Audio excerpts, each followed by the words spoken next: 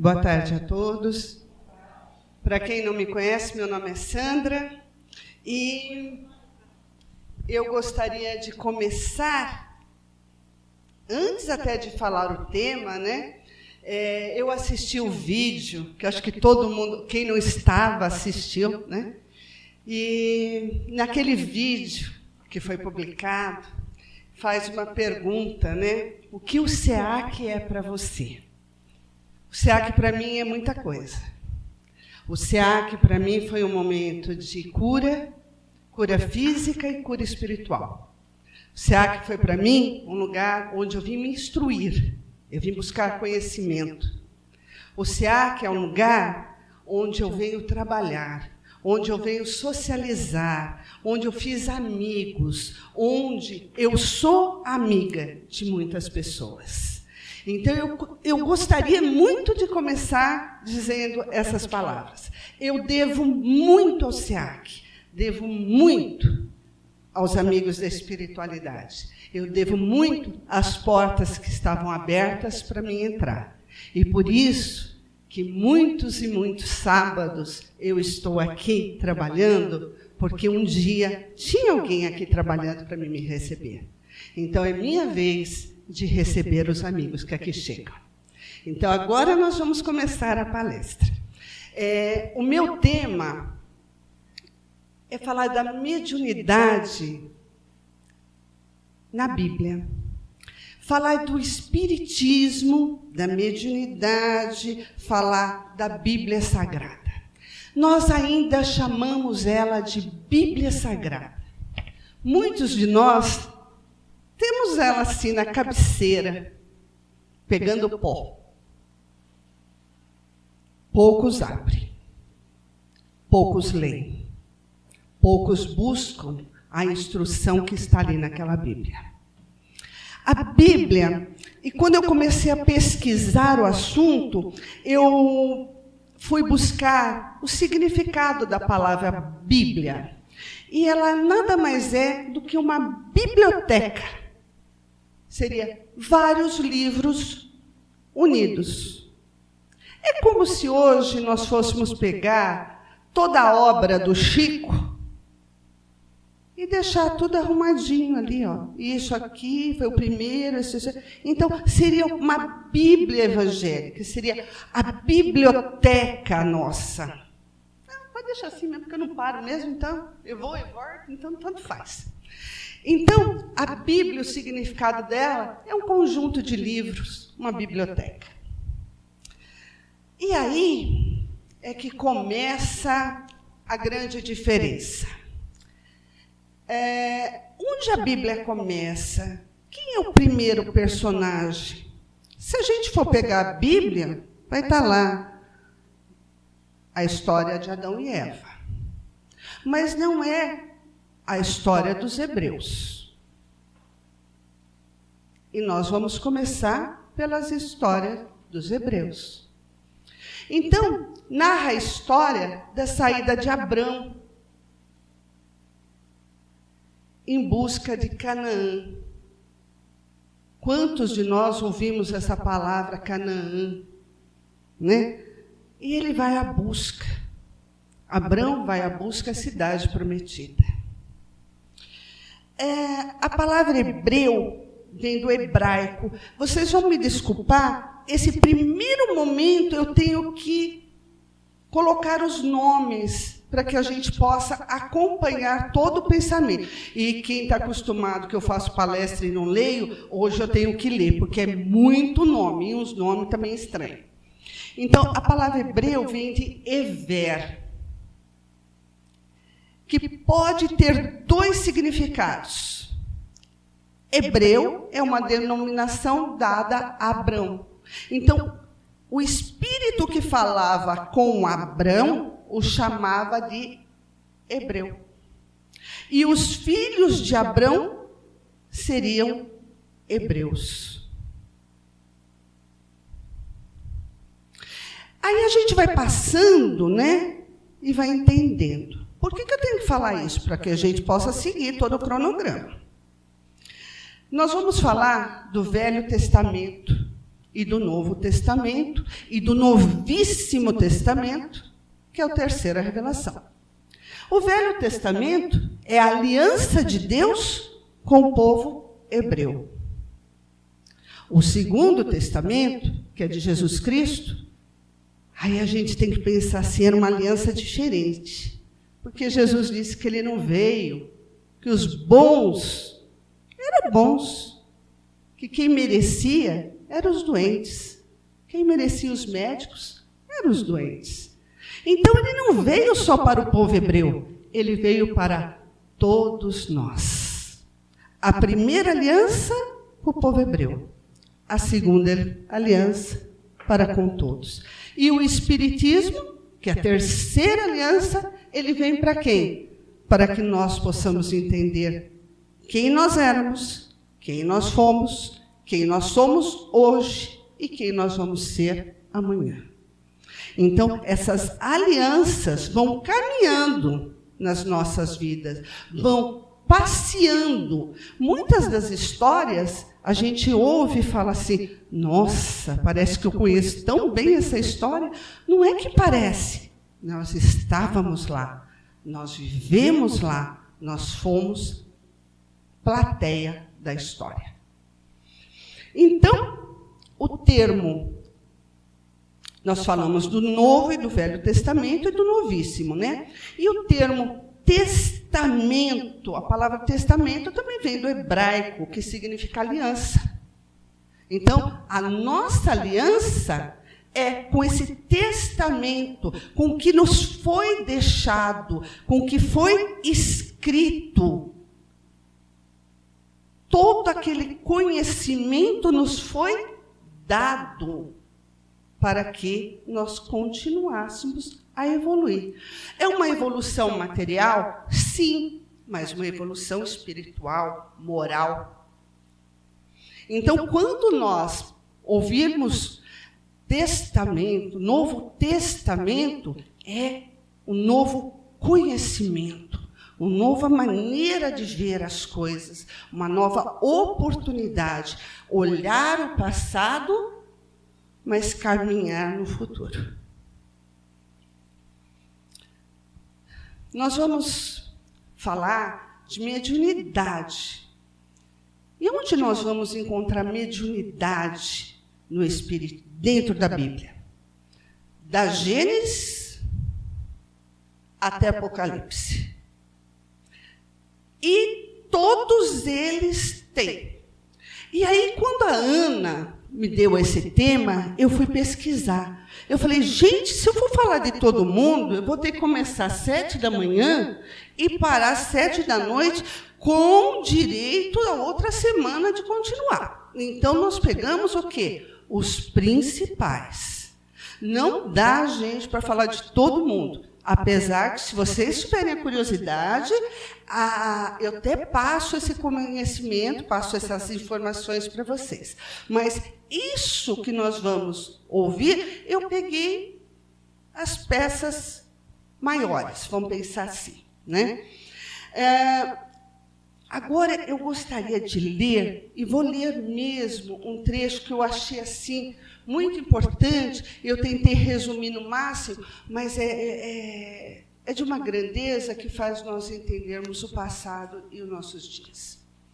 Os ensinamentos de Moisés, contidos na primeira aliança, não condenam o espiritismo, pois que ele nem existia quando Moisés escreveu a Torá.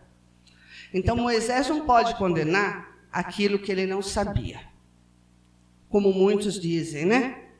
O espiritismo não é invenção ou criação dos homens, é a doutrina dos espíritos que existe independente da vontade humana. Somos todos médiuns. Eu não quero. Eu também não, mas estou aqui. Então, é bem por aí. Deus é espírito, nos informa João no seu evangelho. Aqui, vocês vão me desculpar, eu vou parar um pouquinho. Eu sou fã de carteirinha de João Evangelista, mas para mim aqui tem um erro. E eu procurei em várias Bíblias com diferentes aí fugiu a palavra, diferentes tradutores para ver se mudava a palavra. E não, está escrito assim mesmo. E aí eu fiquei pensando muito, eu fiquei assim, falei assim, era o jeito. E aí a gente vai entender que muitas das palavras que eram colocadas era o jeito que ele tinha de escrever aquilo nesse momento. Nós já sabemos hoje que Deus não é o Espírito. Porque se Deus é o Criador do homem em corpo, perispírito e espírito, ele não se criou. Ele é uma outra fonte que nossa ignorância ainda não pode dar esse nome. Mas falar que Deus é espírito fica meio vago. Mas vamos compreender que era o que ele tinha para representar, como nós vamos ver em várias outras passagens. O Espiritismo constitui, portanto, uma mensagem divina que veio a esclarecer os fenômenos espirituais, que nos cercam e proclama a imortalidade da alma. Os fenômenos mediúnicos da época antiga, que se encontram na Bíblia, não são diferentes do que existe hoje. São iguais, só mudaram os nomes. O que muda é a época, mas o fenômeno continua e pode ser perfeitamente explicado através do Espiritismo. Hoje, nós temos os médiuns. Naquela época, existiam os Nevim, que os gregos chamavam de profetas, que são os profetas. Todos são intermediários do mundo espiritual com o mundo material em que vivemos. Portanto, nada mudou. Mudou o nome. A mensagem divina continua chegando por intermédio daquele que Deus envia para chamar e alertar aos homens da existência divina para a transformação moral. Então, não é que Deus escolhe, Deus prepara, nos dá oportunidade. O que ele fez com Moisés? O que ele fez com tantos outros? Ele convidou, vá e faça a sua obra. E foi feito. Errado, certo, errou, não errou. Não somos nós que vamos julgar, mas nos é dada a oportunidade. Então, quando nós falamos que nada mudou, é porque o mensageiro continua sendo o mensageiro. Ele não é melhor nem pior, ele é o intermediário, ele é o médium. Então, apresentamos a seguir uma breve histórica da Bíblia. Navi, profeta e médium. A palavra profeta é do hebraico, chama Navi, no plural, Nevim. Antigamente, em Israel, todos iam consultar Yahvé. Assim dizia, vinde, vamos ter com o vidente, porque aquele que hoje chama profeta se chamava vidente. Samuel 9:9. Isso aqui não é coisa da Sandra, não. Samuel, está na Bíblia, 9:9. Vinde, vemos ter com o vidente. Outro. O termo profeta chegou em português. Gente, vamos parar um pouquinho. Pensa bem. Eu vou continuar, depois a gente pensa bem junto. Porque senão eu vou ir e voltar. Então, deixa eu ir, depois eu volto.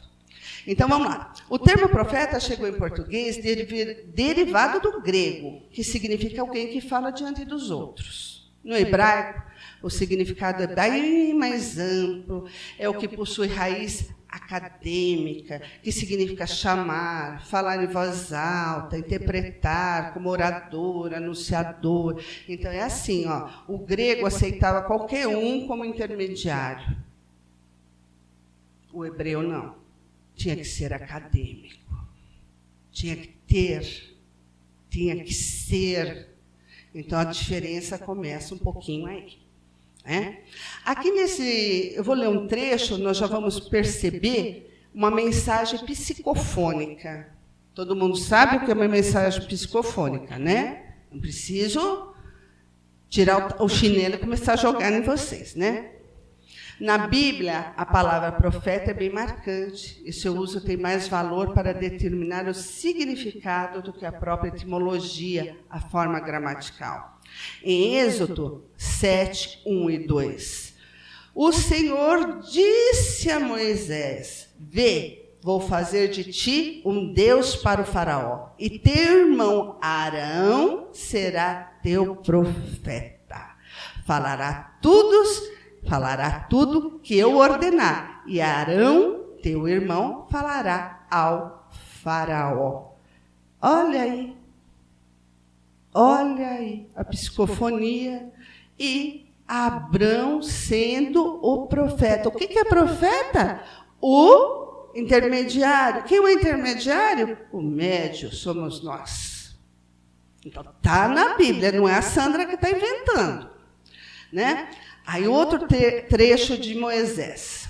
Moisés falará a Deus que não tinha o dom da palavra, que tinha boca e língua pesada.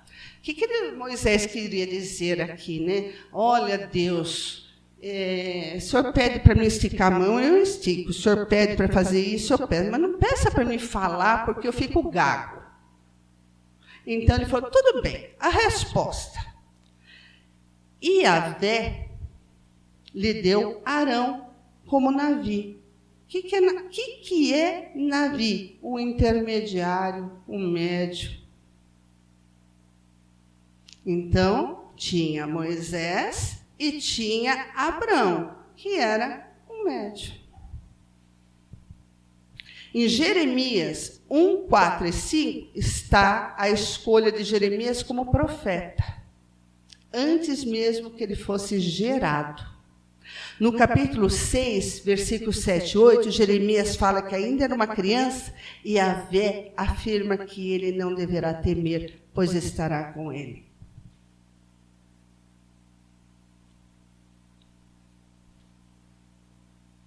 Calma que aqui tem mais um trechinho. Eu ia pular, mas não dá. A partir daí, a palavra Navi foi substituída por Roé. Gente, se eu estou lendo errado esses nomes, vocês me perdoem. Eu estou lendo no português, não no hebraico. Então, aqui está escrito Roé, para mim é Roé. De repente, é outra maneira de se falar. E tornou-se um emprego universal para designar os representantes de Israel. Samuel 9:9.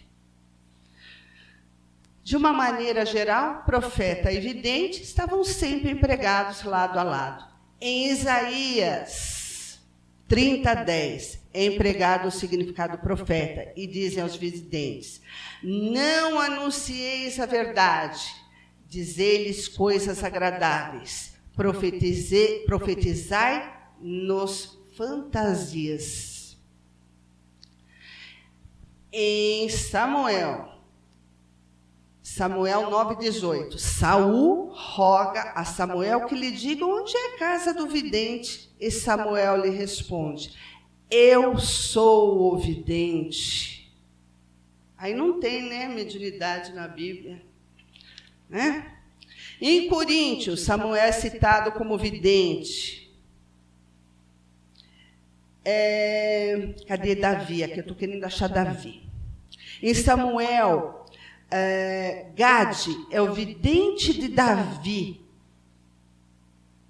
Então, Davi era o rei. Mas Davi tinha um vidente, tinha um médio, tinha um Chico Xavier do lado dele. Só para a gente... Só que eles usavam de uma maneira legal. Era assim, eu vou para a guerra? Pergunta se eu posso. Pode. Eu vou ganhar? Talvez. Eu vou perder? Com certeza. Alguma coisa a gente perde. Então, é essa fala que muitas vezes fica meia para a gente poder interpretar. Em Micaías está escrito: serão confundidos os videntes e envergonhados os adivinhos. Até hoje, nós não temos os adivinhos. Eu brinco muito em sala de aula, quando Aqui tem muito ex-aluno meu e aluno que está esse ano comigo. Todos sabem que eu faço essa brincadeira. Eu falo, eu vou montar uma tenda. Mãe Sandra adivinha. Né? Mãe Sandra adivinha que amanhã é segunda-feira, quem não acordar cedo e não for trabalhar não tem salário. Não é assim? A gente tem que profetizar direitinho, né? Ezequiel, estenderei minhas mãos contra esses profetas de visões inaptas. Quer dizer, Deus também vai falando do que ele gosta e o que ele não gosta. Porque tinha muita gente, como até hoje tem muita gente, que fala, olha, meu mentor mandou falar, meu mentor... É outra coisa que eu também brinco muito, eu falo, você comprou e pagou? Não, então ele não é teu. Né? Não é teu mentor, ele é um mentor. Né? Ele é uma pessoa que pode caminhar ao teu lado, é uma pessoa que vai estar te auxiliando. Né? E aí, vamos adiantando e vamos falando assim. Ou ainda, a palavra Yahvé, que lhe foi dita. Tudo que o profeta diz não é mensagem sua, mas palavras divinas, ou seja, os espíritos superiores. E aqui tem um trecho que eu achei muito bom. E analisando bem essas mensagens, notamos que nem todos diziam respeito ao futuro. Algumas traziam resoluções de Yahvé, que são acompanhadas de aviso, exortações, de representações, de ameaça e também de consolação. O profeta, no caso, manifestava toda a vontade de Yahvé. E por voz de Yahvé, o medianeiro da revelação divina, um orador divinamente inspirado. Na verdade, o que fazia Chico? O que faz Divaldo? O que fez Ivone? O que fez tantos outros médios? Não é a mesma coisa? Tem diferença? A gente pega os livros de Chico, aquelas mensagens dizendo para nós, segue esse caminho, coragem, levanta, segue, faça o bem. Não são palavras de um espírito superior, de um espírito que está nos caminhando, nos direcionando ao bem. Não é uma mensagem de um espírito que faz com que a gente pare, leia, releia. Qual é a diferença do de lá de trás como nós hoje? Vamos pensar. Naquela época, existia muitos médios? Claro que existia, mas poucos tinham condições de trazer as informações da maneira correta. E o que acontecia naquela época que acontece hoje? Naquela época, todos tinham acesso a livros? Existia livros? Todos sabiam ler, escrever? Hoje a gente tem várias fontes. Eu gosto muito de pegar o livro, ler, segurar o livro, marcar o livro. Admiro a juventude que pega no celular e vai lendo no celular. São informações, são fontes que nós podemos, em qualquer lugar, ter. Naquela época não era assim. Então, as mensagens eram curtas, as mensagens eram direcionadas, porque era o que nós tínhamos naquele momento, era a condição que nós estávamos para caminhar, para chegarmos onde nós estamos hoje. Há diferenças enormes, mas o povo era o mesmo, éramos nós. E é isso que nós temos que entender. Que, se naquela época a informação vinha para um rei, vinha também para as pessoas comuns. é que não dava para mim colocar todas as informações. Mas a gente vai continuar. Kardec diz a mesma coisa em suas obras, e principalmente no capítulo 14 do Livro dos Médiuns, onde fala de todos os tipos da faculdade mediúnica, que são as mesmas que possuem os profetas. Nenhuma diferença existe entre o passado e o presente. Deus é o mesmo, os espíritos protetores são os mesmos, nada mudou. Não houve uma época do passado diferente do que existe no presente. Kardec simplesmente colocou um ponto final na questão, criando o termo médium. Uma palavra em latim que significa estar no centro, que está no meio, é um intermediário, que significa interposto, intercalado. O médium, medianeiro, que está aqui, entre um plano e outro, que pode fazer essa comunicação. Assim o profeta, assim os profetas e os médiuns, é a mesma coisa, né? Segundo a definição de Kardec, eram todos médiuns. A profecia que anuncia a chegada dos dons da profecia, ou seja, da mediunidade dos espíritos, veio em Joel. Em Joel ele fala assim: depois disso, derramei o meu espírito sobre toda a carne. Vossos filhos e vossas filhas profetizarão. Vossos velhos terão sonhos e vossos jovens terão visão. E também derramei o meu espírito sobre os escravos e escravas. Sem a mediunidade dos profetas, nem haveria a Bíblia, que são os livros. Deus não teria como enviar sua mensagem aos homens. Podíamos, assim, concluir que a mediunidade é um dom de Deus. A Bíblia está repleta de fenômenos mediúnicos, embora existam pessoas que, por questão de religiosidade, preconceito, não admitem. O texto a seguir trata do nascimento de Sansão. Gente, é outro trecho que eu falo da nossa ignorância da Bíblia, dos livros. Quando eu estava pesquisando num livro espírita, que li no livro espírita, eu falei, deixa eu achar isso aqui na Bíblia, porque, de repente, né? E é isso aqui, olha. O texto do nascimento de Sansão, cuja mãe era estéril. Apareceu um anjo do Senhor a essa mulher e disse: eis que é estéril e nunca tivesse filho, porém conceberás e dará à luz a um filho. Então, o que essa mulher viu? Ela teve o quê? Ela era o quê? Ela era uma vidente. Ela viu. Ela viu aquilo que ela chamou de anjo, pela sua luminosidade, pela sua... Hoje nós chamamos de espíritos superiores. Mas só aconteceu uma vez? Não. Lembram quando Jesus... Olha só, lembram? Porque nós estávamos lá. Lembram? Vamos buscar na nossa memória. Quando Jesus faleceu, desencarnou, morreu, vamos usar o termo que cada um quiser. O que aconteceu na cidade?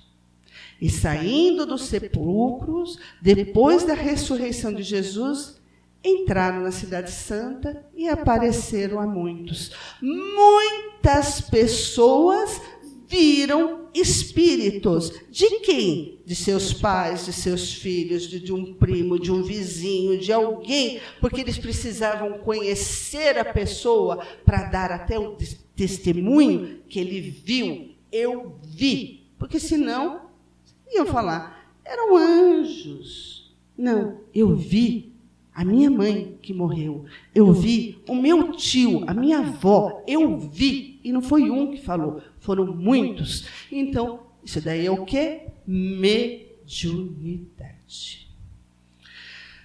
Está em Mateus, tá? Agora, eu quero falar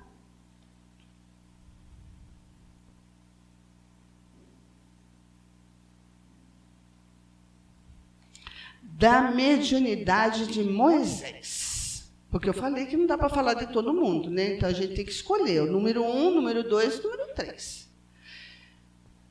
Quando a gente fala de Moisés, a gente logo lembra dele escrevendo os 10 mandamentos. E aí eu lembrei da minha amiga que fica ouvindo no YouTube o Pinga Fogo, que é a minha amiga que está ali, a Jacilene, ela fica assim, no Pinga Fogo, quem não sabe vai pensar assim, onde que essa moça está indo dia de semana e depois de sábado vem dar aula aqui, né? Que ela só fala no Pinga Fogo. E eu fui procurar mediunidade de Moisés na internet e veio um trecho desse Pinga Fogo. Eu falei, eu vou ouvir, porque já que minha amiga ouve, eu também posso ouvir, né? Então, ali dizia assim, perguntaram para Chico, qual mediunidade tinha Moisés? Ele falou, primeira psicografia oficial foi dele.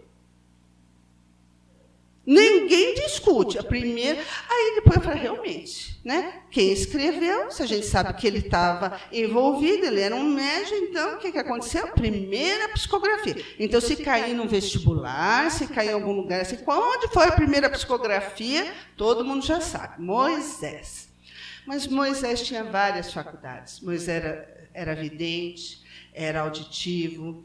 Ele viu Jeová. Quem é Jeová? É o espírito protetor de Israel, na sarça de Herobe e no Sinai. Quando se inclinava diante do propiciatório da Arca da Aliança, escutava vozes. Foi um médium escrevente, quando, sob o ditado de Elohim, escreveu as tábuas da lei. Ah lá, psicografia. Médio ativo, magnetizador, poderoso, quando fulminou com uma descarga fluídica os hebreus revoltados no deserto. Médio inspirado, quando entoou sua maravilhoso cântico após a derrota do faraó. Moisés ainda apresenta gêneros especial de mediunidade, a transfiguração luminosa, observada em certos fenômenos contemporâneos. Quando ele desceu do Sinai, trazia na fronte uma auréola de luz. Então, olha só quantas mediunidades de Moisés. Ele era o único? Não, né? Em Esdra, olha isso aqui, gente, que eu também... Olha, faz 10 dias que eu não faço outra coisa senão ler a Bíblia. Porque cada trecho que eu acho no livro, eu vou confirmar se isso é verdade. Porque eu falo, não é possível, né? Em Esdra está assim, reconstituir integralmente a Bíblia. Por quê? Moisés já estava escrevendo, mas de repente perdeu tudo. Se tinha perdido isso as condições em que ainda se patentiam diferentes gêneros da mediunidade, a voz lhe disse. Olha só o que a voz diz para Moisés. Prepara uma grande porção de talquinhas, porque não tinha caderno, era talquinhas. E ajunta uns 5 escriba bom, né? E eu acenderei teu coração a lâmpada da inteligência que não se apagará até que tenha acabado de escrever o que eu houve começado. Minha boca abriu e não tornou a fechar-se. Ditei sem cessar noite e dia, e o Altíssimo deu inteligência aos 5 homens que estavam comigo, e eles escreveram as revelações da noite, coisa que não compreendiam. E assim, durante 40 dias, foram escritos 204 livros. Ele bateu Emmanuel com Chico. Pronto. Né? Vamos colocar também. Ele ganhou. Então, se é competição lá em cima, ele está com um ponto na frente. Aí, nós vamos também ver que Jó, no livro de Jó, ele tem muita visão, que é o tipo perfeito da materialização espírita. Todo o livro de Jó é repleto de iluminação e de inspirações mediúnicas, sua própria vida, né? Tem também um fenômeno de incorporação perfeitamente caracterizado. Saul foi ao começo um médium do Senhor. Olha, quando eu falo em sala de aula, cuidado com a sua mediunidade. Olha o que você faz com a tua mediunidade. Cuide de sua mediunidade. Olha lá atrás. Olha lá atrás. Eu acho que eu aprendi lá atrás. Saul foi, no começo, o médio do Senhor, mas por consequência de faltas graves e de uma vida desordenada, perdeu sua faculdade.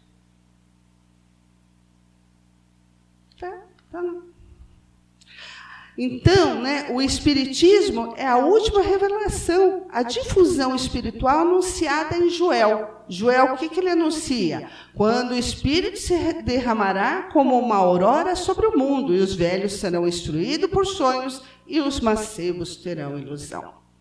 Agora nós vamos falar do Nova Aliança, que é Jesus. Jesus a gente não fala, a gente pula. Então, nós vamos falar de alguns discípulos. Se alguém julga ser profeta ou inspirado pelo Espírito, reconheça o mandamento do Senhor nas coisas que estou escrevendo para vocês. Paulo. Pena que meu amigo Geraldo não está aqui para a gente debater Paulo. A respeito da libertação de Pedro na cadeia, alguém já viu essa passagem da libertação? É uma outra história que quando a gente ouve e não é espírita, a gente fala assim, eita, historinha mal contada. Quando a gente é espírita, a gente fala, nossa, que está bem contadinha, né? Então, a libertação de Pedro da prisão é organizada por um anjo do Senhor, que nada mais é do que um espírito superior materializado. Ele o conduz pelos obstáculos, pelas guardas, sem que haja qualquer dificuldade. Chega a libertá-lo das correntes que prendia. A clareza desse trecho é emocionante. Então, vamos ler o trecho. Tocando a parte de Pedro, o anjo fê-lo erguer-se, dizendo, levanta-te depressa e cai-lhe as correntes das mãos. Atos dos Apóstolos 12, 7. Pedro também tinha mediunidade de cura. Aconteceu que Pedro, que se deslocava por toda parte, desceu também para junto dos santos que moravam em Lida. Encontrou ali um homem chamado Enéas, que havia 8 anos estava na cama, era paralítico. E Pedro então lhe disse, Enéas, Jesus Cristo te cura, levanta-se e arruma teu leito, que não é só levanta não, levanta e arruma teu leito. Eita! Ele imediatamente levantou. Viram-se todos os habitantes de Lida e da planície de Saron e converteram ao Senhor. E a conversão de Paulo? Essa é chocante, né? Toda vez que a gente fala, a gente se emociona. Então, vamos lá para a conversão de Paulo. Saulo, como um doutor da lei, tinha plenos poderes de perseguir e efetuar prisões aos seguidores do Nazareno. Seguiu para a cidade de Damasco à procura e prisão de Ananias. Já se avistava a cidade de Damasco quando Saulo, envolvido num brilho estranho, jaz em terra mergulhando na mais completa escuridão no meio-dia, estava cego. Seguiu-se outra luz que banhou seus olhos e nele surgiu um homem vestido túnica, com pontos luminosos e cabelos de Nazareno, que lhe falou em voz amorosa, Saulo, Saulo, por que me persegues? O doutor da lei, que não compreendia o que passava, como somente ele e aquela majestosa figura, perguntou, quem sois vós, Senhor? Então o homem diz, eu sou Jesus, a quem tu persegues. Em pranto, Saulo pergunta, Senhor, o que quer que eu faça? Entre na cidade e saberá o que fazer, foi a resposta. Então, olha, ele cai, é tirado a visão física, ele não vê mais ninguém. Por que foi tirado a visão física? Para ele entender o que estava passando, para ele compreender que aquilo lá não era uma fantasia. Porque se ele estivesse vendo, ele poderia falar assim, estão tentando me enganar, mas como eu não vejo nada, só vejo aquela figura é verdadeira. E eu converso com aquela pessoa. E eu pergunto, o que queres que eu faça? Quer dizer, ele vê, ele fala, ele ouve. Olha quantas mediunidades Paulo tinha. E a gente acha que é só nós que somos médios, né? E o apóstolo Paulo e a profecia. Segundo Paulo, o verdadeiro profeta ou médio, ele tem que ter carisma. Ele fala de maneira que todos compreendam. Quando solicitado, conforta quem precisa, pois quem tem o dom da interpretação. Aliás, o apóstolo Paulo foi o que mais entendeu os fenômenos mediúnicos, tanto que existem recomendações preciosas à sua parte, aos agrupamentos cristãos de então. Ouçam só essa aqui, e vamos pensar se foi escrito há 2000 anos ou ontem. Eles chamavam de dons do Espírito.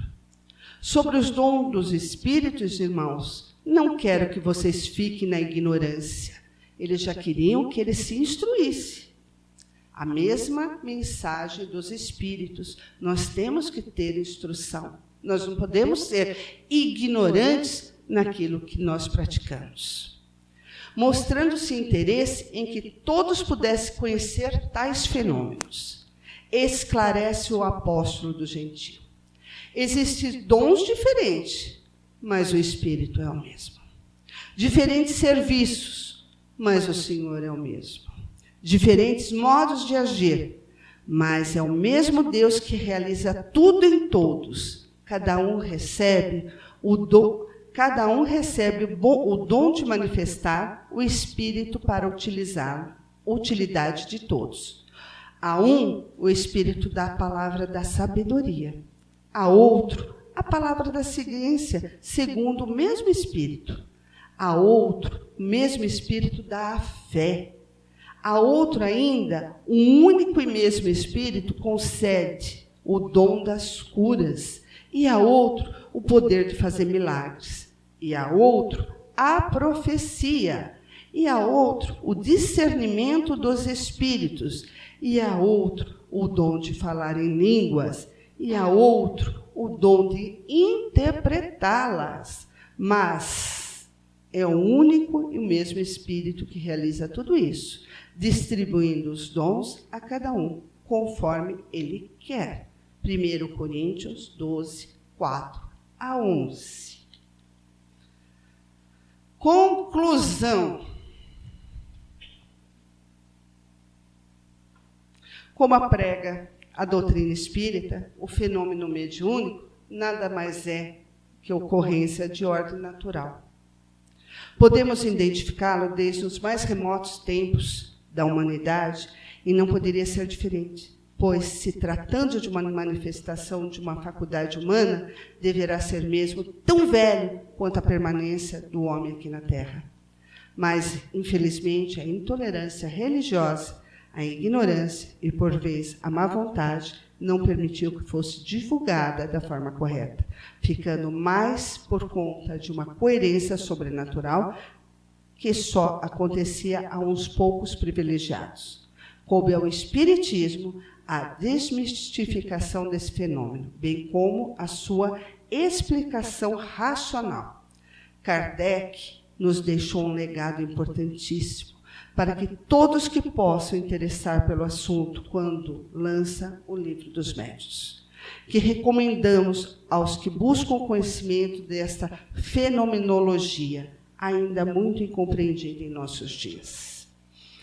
Agora, para a gente poder encerrar de verdade, quando nós lemos a Bíblia, com o conhecimento que nós já temos, nós vamos ver tudo por um outro ângulo. Deixa de ser anjo, deixa de ser sobrenatural, deixa de ser o escolhido para ser o que nós somos, médios, trabalhadores de Deus. Kardec, e essa semana de Kardec, ele veio nos mostrar que somos todos iguais. Não importa se nós acreditamos numa Bíblia, se nós somos de outras religiões que nem conhecem a Bíblia, porque todas as religiões têm algum tipo de manifestação. Então, todos nós, como diz Kardec, somos médiuns. Todos nós temos mediunidade. Alguns veem, alguns ouvem, alguns falam, alguns curam, alguns têm o dom de curar, não aquela dor física, mas a dor da alma, ouvindo, tendo paciência, estendendo as mãos. E é esse tipo de mediunidade que nós temos que praticar, principalmente dentro das nossas casas. A caridade com aqueles que convivem conosco. Falta 10 minutinhos. Se alguém quiser fazer alguma pergunta, que bom.